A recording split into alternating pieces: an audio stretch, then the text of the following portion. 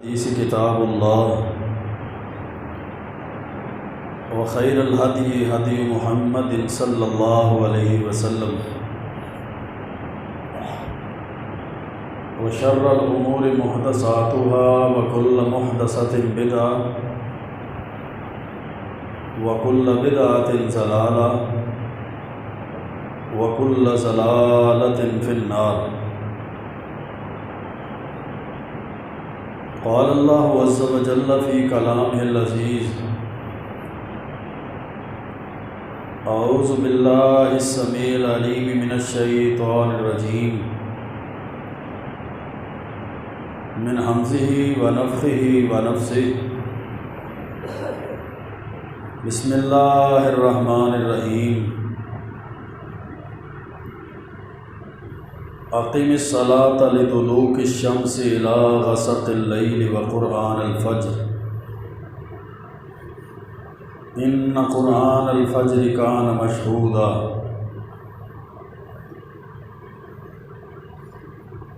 وقال رسول اللہ صلی اللہ علیہ وسلم لیس صلاة اثقل علی المنافقین من الفجر والعشاء، رواہ البخاری فی صحیحہ۔ رب اشرح لی صدری ویسر لی امری واحلل عقدۃ من لسانی یفقہوا قولی۔ رب زدنی علما سبحانک لا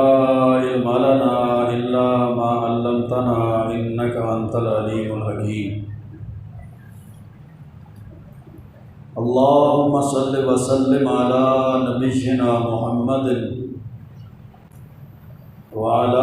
آلہ وبارک وسلم وصلی علیہ۔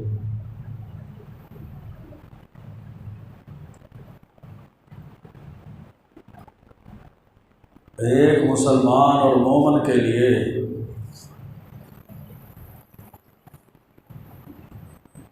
کامیابی اور نجات اللہ تعالیٰ کے قرب کا ذریعہ دنیا آخرت میں اللہ تعالیٰ کی رضوان اور رضامندی کو حاصل کرنے کا سب سے بنیادی اور سب سے اہم ذریعہ جو ہے وہ نماز ہے۔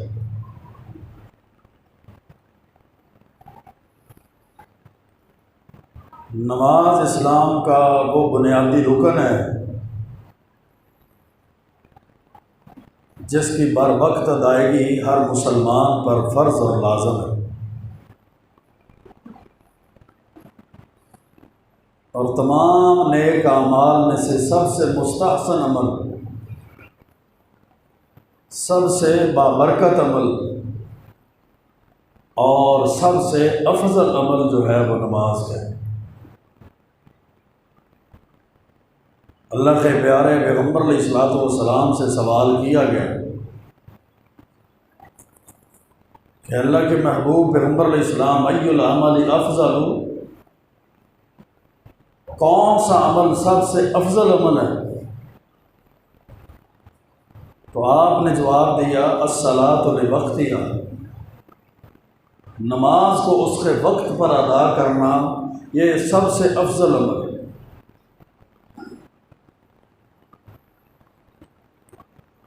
پھر 5 نمازوں میں سے سب سے اہم نماز فجر کی نماز ہے،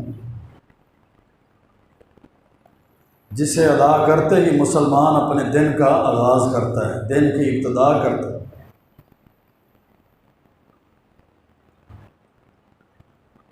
تو جس نماز سے دن کی ابتدا ہوتی ہے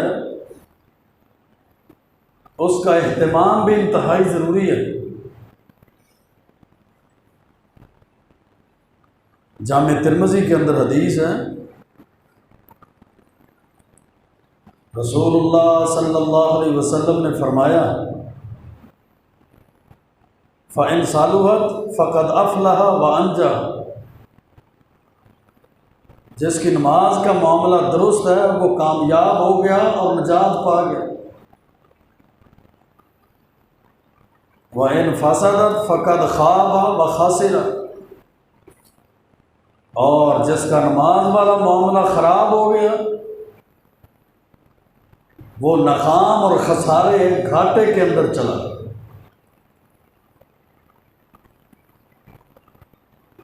تو میرے بھائیوں، جب نماز کی فضیلت اس قدر زیادہ ہے، نماز کا مقام اس قدر زیادہ ہے، اور خاص طور پر فجر کی نماز اس کی اس قدر فضیلت ہے کہ اللہ کے پیارے پیغمبر علیہ الصلوۃ والسلام نے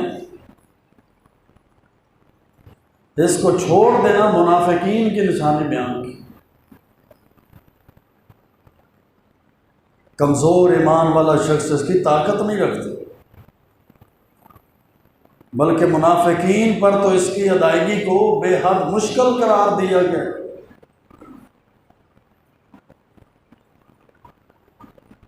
آئیے اس نماز کی اہمیت کو سمجھیے اور اس کی فضیلت کو جانیے، اور فجر کی نماز کے حوالے سے جو ہمارے اندر کمی کوتاہی اور جو ہم سستی کا شکار ہو چکے ہیں، اس کمی کوتاہی اور سستی کو ختم کیجیے،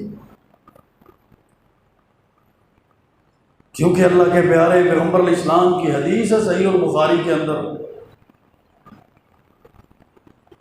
آپ نے فرمایا لیس صلاۃ اثقل علی المنافقین من الفجر والعشاء، کہ منافقوں پر فجر اور عشاء کی نماز سے زیادہ بھاری کوئی چیز نہیں۔ تو فجر کی نماز نہیں پڑھتا، عشاء کی نماز کا اہتمام نہیں کرتا،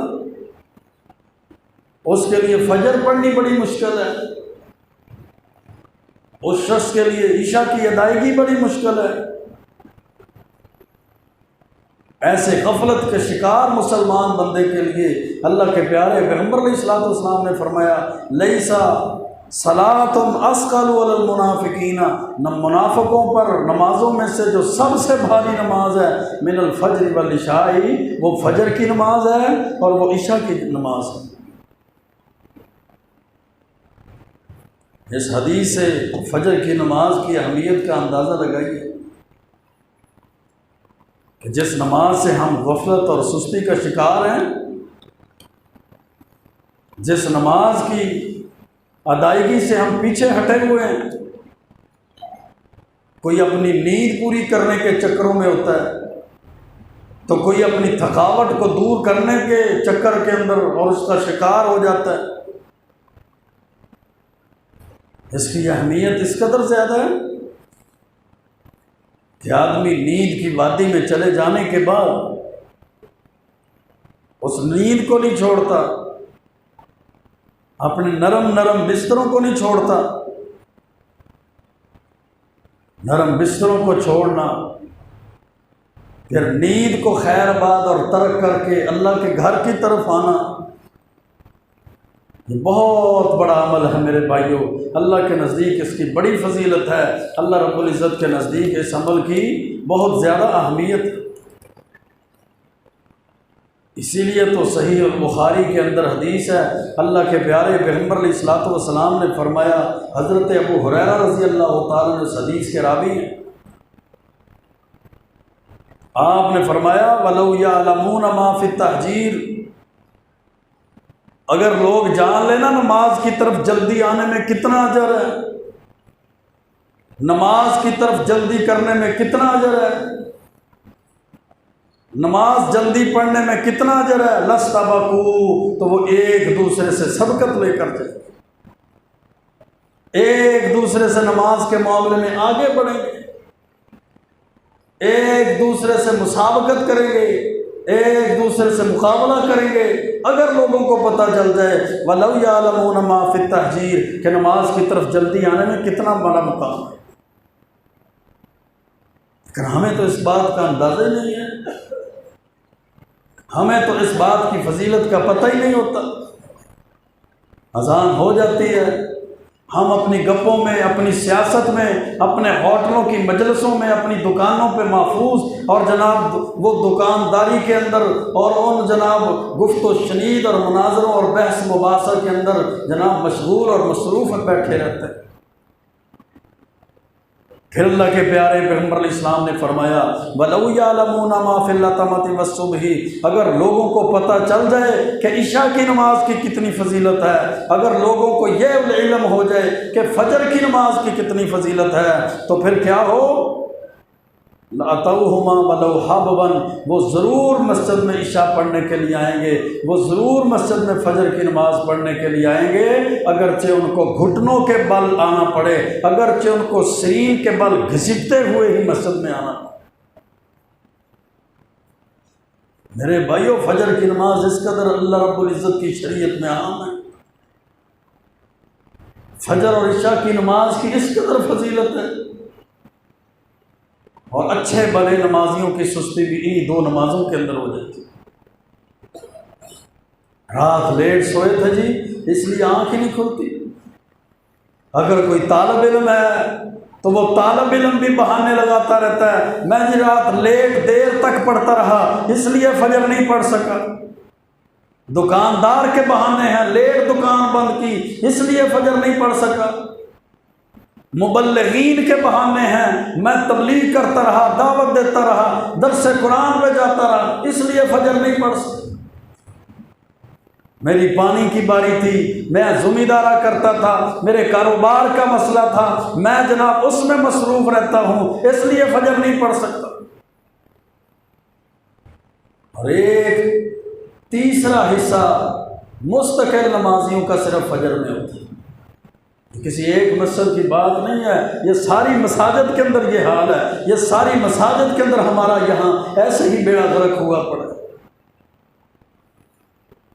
جب جمعے کے اندر ہماری تعداد زیادہ ہے، جب عیدین میں مساجد بھری ہوتی ہیں،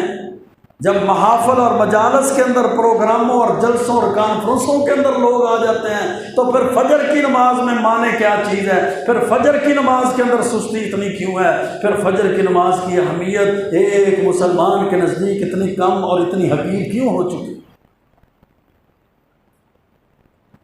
اللہ کے پیارے پیغمبر علیہ السلام نے فرمایا تھا وَلَوْ يَعْلَمُونَ مَا فِي الْعَتَمَةِ وَالصُّبْحِ، اگر لوگوں کو پتہ چل جائے صبح کی نماز کا کتنا مقام ہے اور عشاء کی نماز کا کتنا مقام اور مرتبہ ہے، لَأَتَوْهُمَا وَلَوْ حَبْوًا، وہ ضرور نماز کے لیے آئیں گے، اگرچہ ان کے اندر چلنے کی ہمت نہ بھی ہو، گھٹنوں کے بل یا سرین کے بل گھسٹتے ہوئے اپنے گھروں سے مسجد کی طرف آ جائیں۔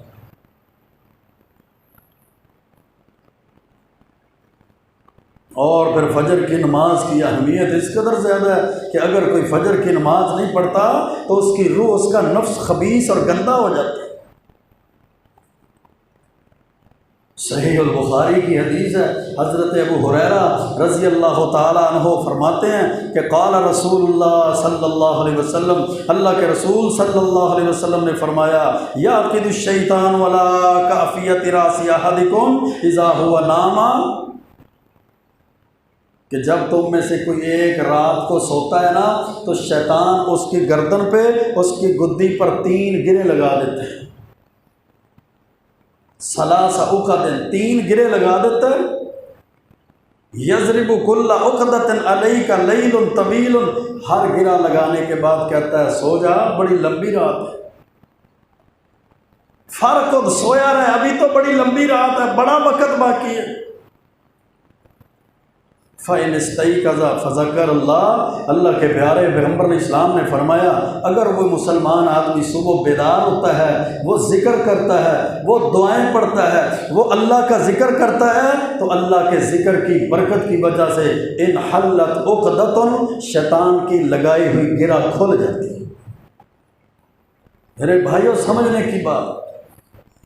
یہ جو ہمارے ذہنوں پر جن اور بھوت اور سائے اور جناب جادو اور ٹونے اور تویز اور گنڈے اور یہ ساری چیزیں جناب چھائی ہوئی ہیں نا، یہ حقیقت میں اللہ کے ذکر سے غفلت کی وجہ سے ہے، یہ اللہ کے ذکر سے دوری کا نتیجہ ہے۔ جب انسان نماز ہی نہیں پڑھتا، جب انسان اللہ کے قرآن کی تلاوت ہی نہیں کرتا، جب انسان اللہ کا ذکر ہی نہیں کرتا، اللہ کے محبوب پیغمبر پر وہ سارا دن اور ساری رات درود ہی نہیں پڑھتا، اس کے 24 گھنٹے اللہ کے ذکر سے غفلت کی وجہ سے گزر جاتے ہیں۔ سب سے بڑا سایہ، سب سے بڑا شیطان، سب سے بڑے جن اور سب سے بڑا جادو اس کے اوپر یہی ہے۔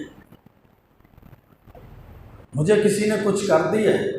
میرا کاروبار بند کر دیا، میرے بچے میرے آگے بولتے ہیں، میری بیوی میری بات نہیں جی مانتی، ہمارے تو رشتہ داروں کے اندر پھوٹ پڑی ہوئی ہے، ہمارا تو ہر وقت گھر میں جھگڑا رہتا ہے۔ جس گھر سے اللہ کے قرآن کی اللہ کی قسم تلاوتیں اٹھ جاتی ہیں، جس گھر کے لوگ بے نمازی ہو جاتے ہیں، جس گھر کے لوگ اللہ کے ذکر سے منہ موڑ لیتے ہیں، اس گھر کے لوگوں پر کچھ اور کرنے کی ضرورت نہیں ہے، شیطان ان پر غالب ہے۔ سب سے بڑا شیطان، سب سے بڑا جادو، سب سے بڑا ٹونے، سب سے بڑا سایہ اور سب سے بڑے تویز ان کو پڑے ہوئے ہیں۔ اس کا علاج کوئی دوائی نہیں ہے، اس کا علاج کوئی جگر کے، کوئی معدے کے، کوئی جناب وہ ٹیسٹ اور بلڈ ٹیسٹ نہیں ہے۔ اللہ کے رسول علیہ الصلوۃ والسلام نے اس کا علاج فرمایا، بتایا کیا ہے؟ فَإِنِ اسْتَيْقَظَ فَذَكَرَ اللَّهَ انْحَلَّتْ عُقْدَةٌ، وہ بیدار ہوتا ہے، اللہ کا ذکر کرتا ہے، جب وہ اللہ کا ذکر کرتا ہے انْحَلَّتْ عُقْدَةٌ، شیطان کے لگائی ہوئی گرہ کھل جاتی ہے، شیطان کے قبضے سے انسان آزاد ہو جاتا ہے۔ یہ سب سے بڑی بات ہے کہ وہ شخص شیطان کے قبضے سے آزاد ہو گیا۔ فَإِن تَوَضَّأَ، دوسرا عمل اللہ کا ذکر کیا، دوسرا عمل فَإِن تَوَضَّأَ، پس اگر وہ وضو کرتا ہے انحلت عقدۃ، تو دوسری گرہ بھی کھل جاتی ہے۔ کب کھلے گی؟ اگر وہ وضو کرے گا۔ تو وضو کس نے کرنا ہے؟ دکان پہ جانے کے لیے تو وضو کی ضرورت نہیں ہے، زمیندار کو تو وضو کی ضرورت نہیں ہے، فیکٹری میں جانے والے شخص کو تو وضو کی ضرورت نہیں ہے، وہ جناب اسکول کالجز اور یونیورسٹیوں کے لیے تو وضو کی ضرورت نہیں ہے۔ وضو کی کب ضرورت ہے؟ جب وہ نماز فجر پڑھے گا، جب وہ نماز فجر کی ادائیگی کرے گا پھر وضو کی ضرورت ہے، پھر وضو کی ضرورت پڑتی ہے۔ اور اس کا فائدہ کیا ہوگا؟ شیطان نے جو سوئے ہوئے انسان کی گدی پہ 3 گرہیں لگا دی ہیں نا وضو کرنے کی وجہ سے، انحلت عقدۃ، وہ گرہ کھل جائے گی۔ 2 کھل گئی، ایک اللہ کے ذکر سے، ایک وضو سے۔ پھر اللہ کے محبوب پیغمبر علیہ الصلوۃ والسلام نے فرمایا فَإِن صَلَّى، اگر پھر وہ نماز پڑھے،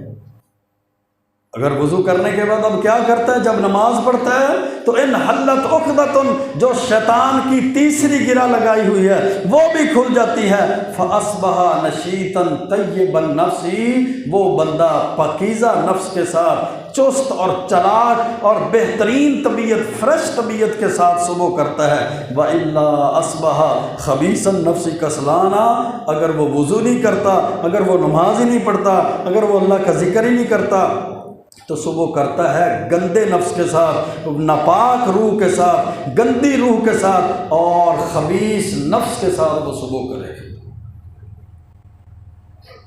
اب یہاں غور اور فکر کی بات ہے، جس بندے نے صبح اٹھ کر اللہ کا ذکر نہیں کیا، جس بندے نے صبح اٹھ کر وضو نہیں کیا، جس بندے نے صبح اٹھ کر نماز نہیں پڑھی، جتنے مہنگے پرفیوم مرضی لگا دے، جتنی مہنگی خوشبوئیں مرضی لگا لے، جتنے 3 پیس سوٹ مہنگے جتنے مرضی پہن لے، جتنی بڑی بڑی مجالس اور بڑی بڑی گاڑیوں پہ سوار ہو جائے، لوگوں کی نظروں میں جتنا بڑا اس کا عہدہ اور مقام ہی کیوں نہ ہو جائے، اللہ کے محبوب پیغمبر علیہ الصلوۃ والسلام نے جب فرما دیا اس کی روح نجس ہے، اس کی روح گندی ہے، اس کا جناب نفس خبیث ہے، وہ خبیث نفس کے ساتھ صبح کرتا ہے، وہ خبیث نفس کے ساتھ صبح کرنے والا دنیا کی کسی خوشبو اور کسی پرفیوم سے اپنے آپ کو معطر نہیں کر سکتا۔ اگر وہ اپنی روح کو معطر کرنا چاہتا ہے، اگر اپنے جسم اور نفس کو معطر کرنا چاہتا ہے، پاکیزہ کرنا چاہتا ہے، تو اس کا ایک ہی طریقہ ہے کہ صبح اٹھ کر وہ اللہ کا ذکر کرے، صبح اٹھ کر وہ نماز کی ادائیگی کرے، صبح اٹھ کر وہ طہارت کا وضو کا اہتمام کرے۔ اور جو دوسری حدیث ہے صحیح البخاری کے اندر حضرت عبداللہ بن مسعود رضی اللہ تعالیٰ عنہ فرماتے ہیں کہ اللہ کے پاک پیغمبر علیہ الصلوۃ والسلام کے سامنے ایک شخص کا ذکر کیا گیا کہ وہ سویا رہا اور اس نے فجر کی نماز نہیں پڑھی، فرض نماز کے لیے نہیں اٹھا، تو اللہ کے پیارے پیغمبر علیہ السلام نے فرمایا میرے صحابہ بال الشیطان فی اذنہ، اس کے کانوں میں تو شیطان نے پیشاب کر دی۔ فجر نہ پڑھنے والا بندہ اس کے کانوں میں شیطان پیشاب کرتا ہے، پیشاب وہ شیطان کا پیشاب ہے جو دنیا جہان میں سب سے نجس ہے، وہ شیطان جو دنیا جہان میں سب سے رجیم ہے، وہ شیطان جو دنیا جہان میں سب سے خبیث ہے، وہ شیطان جو دنیا جہان میں سب سے پلید ہے، اس کے پیشاب کو آج کا مسلمان اپنے کانوں میں ڈلوانا اور کروانا تو پسند کرتا ہے، لیکن اپنا بچہ اگر اس کے اوپر پیشاب کرتے فوراً کہتا ہے میں نہاؤں گا، میں غسل کروں گا، میں اپنے کپڑے بدلوں گا، میں ناپاکی میں نہیں رہ سکتا، میرے کپڑے گندے ہو گئے ہیں۔ لیکن روزانہ یہ فجر نہیں پڑتا، یہ اسی طرح سویا رہتا ہے۔ اللہ کے پیارے پیغمبر علیہ السلام نے فرمایا جو فرض نماز کے لیے نہیں اٹھتا، فرض نماز اٹھ کر ادا نہیں کرتا، بال الشیطان فی اذنہ، اس کے کانوں میں تو شیطان نے پیشاب کر دی۔ اب شیطان کے پیشاب کے ساتھ اور خبیث اور گندی روح کے ساتھ اور گندے نفس کے ساتھ یہ پھرتا رہے سارا دن اپنی چدراہٹوں کو، اپنی خان صابیوں کو وہ چمکاتا رہے، مجلسوں میں بیٹھتا رہے، پرے پچایت کا بندہ اور لائی بنتا رہے، اپنی کرسی کو سنبھالتا رہے، لیکن اللہ کے ہاں یہ خبیث نفس کے ساتھ ہے، اللہ کے ہاں شیطان کی نجاست کے ساتھ ہے، اللہ کے ہاں شیطان نے اس کے کانوں میں پیشاب کیا ہوا ہے۔ دنیا کے ہاں یہ بڑا پاکیزہ ہوگا، لیکن اللہ اور اس کے رسول کی شریعت کے اندر یہ پاکیزہ نہیں ہے۔ اللہ رب العزت نے ایک مسلمان اور مومن کے لیے اس کے فوائد کو بھی رکھا، اللہ کی شریعت نے اس کے فائدے بھی رکھے۔ کام انسان اپنا کرے گا، جناب فرضیت کو اپنی پورا کرے گا، اللہ نے جو اس پر چیزیں فرض کی ہیں یہ ان فرائض کی ادائیگی کو کرتا ہے، اللہ رب العزت پھر اس کو فائدے بھی دیتے ہیں، اس کے فوائد بھی اس کو ملتے ہیں۔ جس طرح صحیح مسلم کے اندر حدیث ہے، اللہ کے پیارے پیغمبر علیہ الصلوۃ والسلام نے فرمایا من صلی الصبح فہو فی ذمۃ اللہ، جو بندہ فجر کی نماز پڑھ لیتا ہے، جو بندہ فجر کی نماز کی ادائیگی کرتا ہے، جو بندہ صبح کی نماز پڑھتا ہے، فہو فی ذمۃ اللہ، وہ اللہ کے ذمے اور اللہ کی حفاظت کے اندر آ جاتا ہے دنیا میں اللہ کے ذمے سے بڑھ کر کسی کا ذمہ ہے، دنیا کے اندر اللہ کی حفاظت سے بڑھ کر کسی کی حفاظت۔ معنی کیا ہوا؟ صبح کی نماز پڑھنے والا اللہ کی حفاظت اور اللہ کے ذمے میں ہے، اور فجر چھوڑ دینے والا اللہ کی حفاظت اور اللہ کے ذمے میں نہیں۔ اللہ کے پیارے پیغمبر علیہ السلام نے اور فضیلت بیان کی، صحیح مسلم کی حدیث کو سنیے، آپ نے فرمایا من صلی العشاء فی جماعت، اللہ کی رحمت کس قدر اس امت پر، پاک پیغمبر کی آخری امت، پاکیزہ پیغمبر کی آخری امت پر کس قدر زیادہ ہے۔ صحیح مسلم کی حدیث ہے، اللہ کے رسول صلی اللہ علیہ وسلم نے فرمایا من صلی العشاء فی جماعت، جو عشاء کی نماز با جماعت ادا کرتا ہے، جماعت کے ساتھ عشاء پڑھتا ہے، فکأنما قام نصف اللیل، اللہ اس کو اتنا اجر دیتا ہے گویا اس نے آدھی رات تہجد پڑھی، جیسے اس نے آدھی رات تہجد پڑھنے کا اہتمام کیا ہے۔ ومن صلی الصبح فی جماعت فکأنما صلی اللیل کلہ، اور وہ بندہ جو عشاء بھی با جماعت ادا کرے اور فجر بھی با جماعت ادا کرے، وہ اللہ کے ہاں ایسا ہے جیسے اس نے ساری رات تہجد کے نفل پڑھے، ساری رات اس نے تہجد کے نفل پڑھے ہیں۔ کس وجہ سے؟ کہ اس نے عشاء بھی جماعت کے ساتھ پڑھی تھی، اس نے فجر بھی جماعت کے ساتھ پڑھی تھی، اور جس نے نہ عشاء کی نماز پڑھی ہے نہ فجر کی نماز پڑھی ہے، پھر ساری رات اللہ کی طرف سے اس پر جناب رحمتوں کا نزول ہونے کی بجائے وہ اللہ کی رحمت سے دور ہوتی، برکت ختم ہو جائے گی، بے برکتی نازل ہوگی، اللہ کی رحمت نازل نہیں ہوگی، وہ اللہ کی رحمت سے دور ہو جائے گا۔ پھر اللہ کے پیارے پیغمبر علیہ الصلوۃ والسلام نے فجر کی نماز کی اور زیادہ فضیلت بیان کی، جس طرح جامع ترمذی کے اندر حدیث ہے، حضرت انس بن مالک رضی اللہ تعالیٰ عنہ حدیث کے راوی ہیں، فرمایا کہ اللہ کے پیارے پیغمبر علیہ السلام نے فرمایا من صلی الغداۃ فی جماعت ثم قعد یذکر اللہ حتی تطلع الشمس، جو فجر کی نماز با جماعت پڑھتا ہے، جماعت کے ساتھ شامل ہو جاتا ہے، نماز مکمل ہوتی ہے، پھر وہ بیٹھ جاتا ہے، اللہ کا ذکر کرتا رہتا ہے، اللہ کا ذکر کرتا رہتا ہے، ثم صلی رکعتین حتیٰ کہ سورج طلوع ہو جاتا ہے، سورج کے نکلنے کے بعد پھر وہ 2 رکعتیں نفل کے چاشت کی نفل کے پڑھ لیتا ہے، کانت لہ کاجر حجۃ و عمرۃ، اللہ تعالیٰ اس کو ایک حج اور ایک عمرے کا اجر اور ثواب عطا کر دیتے ہیں۔ کہ فجر کی نماز با جماعت پڑھی ہے، پھر اس نے یہ 1 گھنٹے کے 1.5 گھنٹے کے دوران اللہ کا ذکر کیا ہے، قرآن کی تلاوت کی ہے، تسبیحات کی ہیں، پھر جناب سورج نکلا ہے، سورج نکلنے کے 10 منٹ بعد وہ 2 نفل پڑھ لیتا ہے۔ اب 2 نفل پڑھ کے جب گھر جائے گا تو اتنا اجر لے کر جائے گا جتنا ایک حاجی کو حج کرنے کا ملتا ہے، اور جتنا ایک عمرے کرنے والے کو عمرے کا اجر ثواب ملتا ہے۔ ایک طرف دنیا کی چودراہٹیں ہیں میرے بھائیوں، ایک طرف یہ دنیا کی کرسیاں ہیں، ایک طرف یہ دنیا کے عہدے ہیں، ایک طرف یہ دنیا کا مال ہے، ایک طرف دنیا کی دولت ہے، دنیا کے درہم و دینار ہیں، دنیا کی پراپرٹی اور دنیا کے جائیداد ہے، دنیا کی کوٹھیاں اور بنگلے ہیں، دنیا کے ٹاؤن ہیں، دنیا کے شہر ہیں، اور دوسری طرف فجر کی نماز ہے۔ اللہ کے پیارے پیغمبر علیہ الصلوۃ والسلام نے فرمایا، صحیح مسلم کی حدیث ہے، رکعۃ الفجر خیر من الدنیا وما فیہا، فجر کی 2 رکعتیں، 2 رکعتوں سے مراد 2 سنتیں ہیں، فجر کی 2 سنتیں دنیا اور دنیا کے اندر جو کچھ بھی ہے ہر چیز سے افضل ہے۔ فجر کی 2 سنتیں دنیا کے عہدوں سے افضل ہیں، دنیا کی وزارتوں سے افضل ہیں، دنیا کی بادشاہتوں سے افضل ہیں، دنیا کے مال سے افضل ہیں، دنیا کی جائیدادوں سے افضل ہیں، دنیا کے جناب مال و دولت سے، درہم و دینار، ڈالر، یورو سے، ہر چیز سے زیادہ افضل ہیں۔ اللہ کے پیارے پیغمبر علیہ السلام نے فجر کی 2 سنتوں کی اس قدر فضیلت بیان کی ہے۔ جب فجر کی 2 سنتوں کی اس قدر فضیلت ہے تو پھر فجر کے 2 فرضوں کی کس قدر فضیلت ہے؟ پھر فجر کے 2 فرضوں کی کتنی فضیلت ہوگی، پھر اس بندے کی کتنی فضیلت ہوگی جو شخص با جماعت نماز ادا کرتا ہے، با جماعت نماز کی ادائیگی سے پہلے فجر کی سنتیں بھی پڑھتا ہے، فرض بھی پڑھتا ہے، پھر صبح و شام کے اذکار بھی کرتا ہے، اذکار کرنے کے بعد وہ جناب تہجد وہ چاشت کی نماز بھی پڑھتا ہے۔ نہ صرف حاجی جتنا اجر، نہ صرف عمرے کرنے والا اجر، بلکہ وہ تو دنیا کائنات کی ہر دولت سے زیادہ دولت کو اکٹھا کر دیتے۔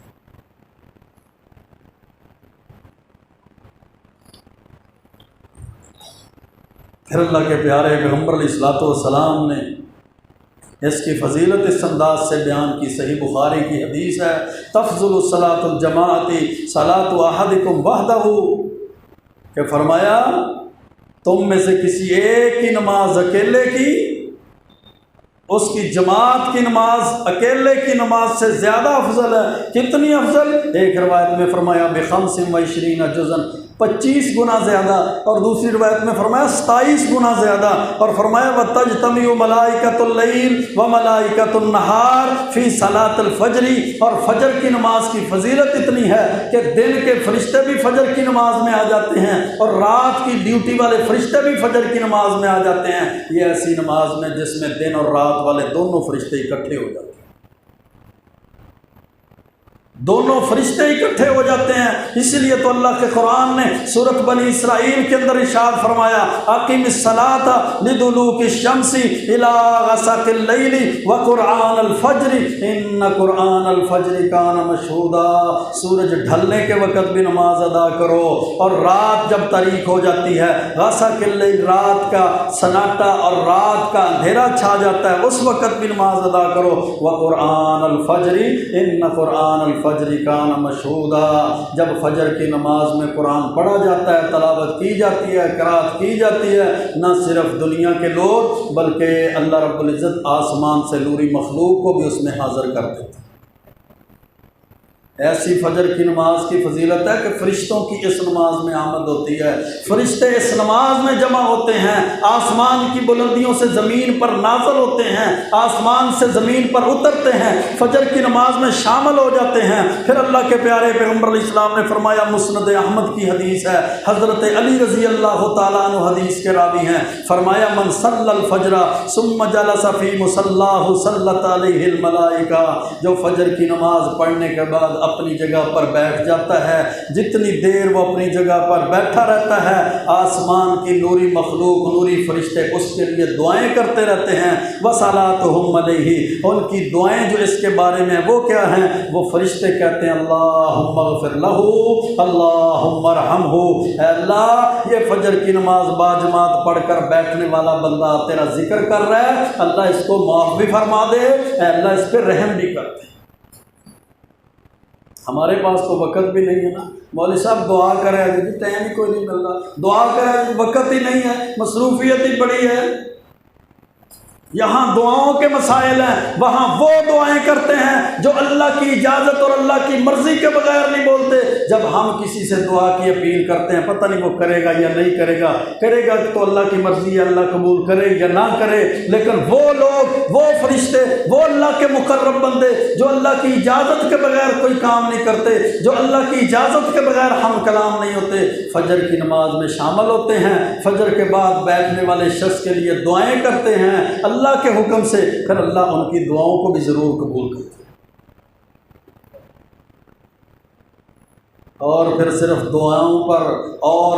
فرشتوں کی آمد پر ہی بس نہیں ہے، بلکہ صحیح مسلم کی حدیث ہے، فرشتوں کی گواہی بھی ہے اور فرشتوں کی شفاعت بھی ہے۔ حضرت ابو ہریرہ رضی اللہ تعالیٰ عنہ فرماتے ہیں کہ اللہ کے پیارے پیغمبر علیہ الصلوۃ والسلام نے فرمایا، یتعاقبون فیکم ملائکۃ باللیل و ملائکۃ بالنہار، جن کی فرشتوں کی ڈیوٹی دن کے وقت ہے وہ آتے ہیں، پھر جن کی رات کے وقت ڈیوٹی ہے، دن والے فرشتوں کے بعد وہ آ جاتے ہیں اور فرشتوں کے بعد دن والے فرشتے آ جاتے ہیں۔ وَيَجْتَمِعُونَ فِي صَلَاةِ الْفَجْرِ، رات والے فرشتے بھی فجر کی نماز میں جمع ہو جاتے ہیں اور دن والے فرشتے بھی آسمان سے نازل ہو جاتے ہیں، آسمان سے اترتے ہیں، وہ بھی جمع ہو جاتے ہیں۔ وَصَلَاةِ الْعَصْرِ، عصر کی نماز کے وقت بھی اسی طرح فرشتوں کا اجتماعیت اور اکٹھ ہو جاتا ہے۔ ثُمَّ يَعْرُجُ اللَّيْلَ ثُمَّ يَعْرُجُ الَّذِينَ بَاتُوا فِيكُمْ، پھر جنہوں نے رات لوگوں کے اندر گزاری ہوتی ہے، لوگوں کی رپورٹ، لوگوں کا جناب وہ سارے نامہ اعمال اور عمل لکھ کر جب اللہ کی طرف جاتے ہیں تو اللہ رب العزت ان سے سوال کرتے ہیں، فَيَسْأَلُهُمْ رَبُّهُمْ، اللہ رب العزت ان سے پوچھتے ہیں، وَهُوَ عَالَمُ بِهِمْ، حالانکہ اللہ سب کچھ جانتا ہے، پھر بھی فرشتوں سے پوچھتے ہیں، كَيْفَ تَرَكْتُمْ عِبَادِي، تم جب دنیا سے آئے میرے بندوں کو کس حالت میں چھوڑا؟ فرشتے کہتے ہیں تَرَكْنَاهُمْ وَهُمْ يُصَلُّونَ، جب ہم آئے تھے وہ نماز پڑھ رہے تھے، وَأَتَيْنَاهُمْ وَهُمْ يُصَلُّونَ، جب ہم آسمان سے زمین پر گئے ان کے پاس گئے تھے تب بھی وہ نمازیں پڑھتے تھے۔ فرشتے ان کے نمازی ہونے کی گواہی دیتے ہیں، فرشتے ان کی اللہ کی عبادت کرنے کی گواہی دیتے ہیں، شفاعت کرتے ہیں، گواہیاں دیتے ہیں، اور کیا کہتے ہیں کہ اللہ جب ہم ان کے پاس گئے تھے وہ نماز پڑھ رہے تھے اور جب ہم ان کو چھوڑ کر آئے تھے تب بھی نماز پڑھ۔ یہ فرشتوں کی گواہی، فرشتوں کی سفارش، فرشتوں کی شفاعت کا حقدار کب بنے گا؟ جب انسان فجر کی نماز باقاعدہ ٹائم پر باجماعت اٹھ کر ادا کرے گا۔ کوئی 6 بجے آ رہا ہے تو کوئی 5 بجے آ رہا ہے تو کسی کی 7 بجے تک آنکھ نہیں کھلتی، کسی کی نیند اور تھکاوٹ 8 بجے تک پوری نہیں ہوتی، کسی کی اسٹڈی کے بہانے ہیں تو کسی کے دکانوں کے مسئلے ہیں، کسی کے ہوٹل لیٹ بند کرنے کا مسئلہ ہے تو کسی کی سیاست ہی پوری نہیں ہوتی، کسی کے جناب زمیندارے کے مسائل ہیں تو کسی کے اپنے بیوی بچوں کی مصروفیات کے معاملات ہیں، پھر وہ فرشتوں کی گواہی کا حقدار نہیں بن سکتا، فرشتوں کی سفارش کا حقدار نہیں بن سکتا۔ اس وقت حقدار بنے گا جب عصر بھی باجماعت پڑے گا اور فجر بھی باجماعت پڑے گا۔ اللہ کے پیارے پیغمبر علیہ السلام نے خوشخبری سنائی۔ سنن نبی داؤد کی حدیث ہے، حضرت بریدہ فرماتے ہیں کہ اللہ کے پیارے پیغمبر علیہ السلام نے فرمایا بشر المشائین فی الظلم الی المساجد بالنور التام یوم القیامہ۔ اے محبوب پیغمبر، اللہ نے آپ کو خوشخبری دی، آپ لوگوں کو خوشخبری دے دیجئے، پھر لوگ آگے خوشخبری دے دیں۔ بشر المشائین، جو رات کے اندھیرے میں چل کر گھروں سے مسجدوں کی طرف آتے ہیں نا، یہاں وہ اندھیرے میں چلتے ہیں، قیامت کے دن اللہ کے دربار میں جائیں گے، اللہ ان کو مکمل روشنی اور مکمل نور عطا کر دے گا،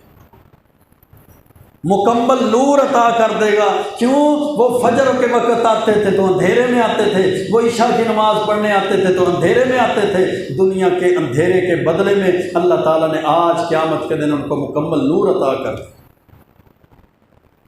پر صحیح بخاری کی حدیث ہے میرے بھائیوں، حدیث کو سنیے، غور کیجئے، تفکر اور تدبر کو اپنائیے، پھر اپنی فجر کی نماز کی کمی کوتاہی کو ہم دور کرتے ہیں۔ حضرت سمرہ بن جندب فرماتے ہیں کہ اللہ کے رسول صلی اللہ علیہ وسلم ایک دن فجر کے بعد اپنے رات کو آنے والے خواب کے بارے میں صحابہ کو بتانے لگے کہ رات میرے پاس 2 فرشتے آئے، انہوں نے مجھے اٹھایا اور اٹھا کر کہا آگے چلیے۔ میں نے چلنا شروع کر دیا، ایک شخص کے پاس کھڑے ہو گئے جو شخص لیٹا ہوا تھا، اور اس کے پاس ایک دوسرا شخص بہت بڑا پتھر لے کر کھڑا ہوا تھا۔ وہ پتھر والا شخص وہ لیٹے ہوئے شخص کے سر میں زور سے پتھر مارتا ہے، اس کا سر ریزہ ریزہ اڑ جاتا ہے، ٹوٹ پھوٹ کا شکار ہو جاتا ہے، وہ پتھر لڑک کر دور چلا جاتا ہے۔ وہ فرشتہ اس پتھر کو جب اٹھانے جاتا ہے، اٹھا کر واپس آتا ہے، اللہ کے حکم سے اس کی واپسی تک اس کا سر پھر درست ہو جاتا ہے، پھر وہ اس کے سر پر زور سے بہت بڑا پتھر مارتا ہے،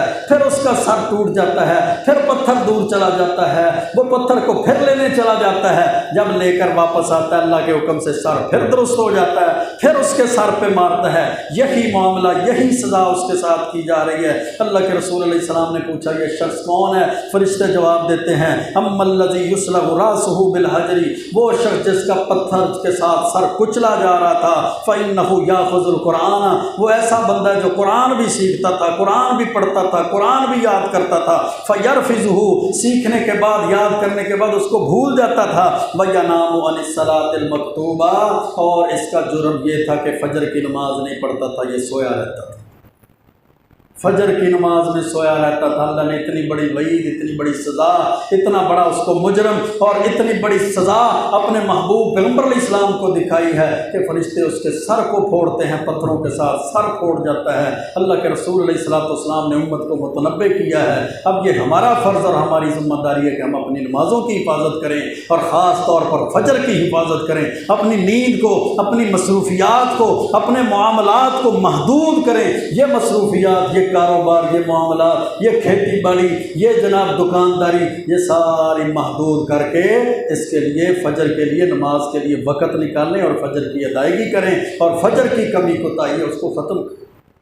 اللہ سے دعا ہے اللہ ہمیں صحیح معنوں میں فجر کی نماز کی اہمیت اور فضیلت کو جان کر اس کی پابندی کی، اس کی ادائیگی کی توفیق عطا فرمائے۔ وَأَقُولُ قَوْلِي هَٰذَا أَسْتَغْفِرُ اللَّهَ لِي وَلَكُمْ وَلِسَائِرِ الْمُسْلِمِينَ۔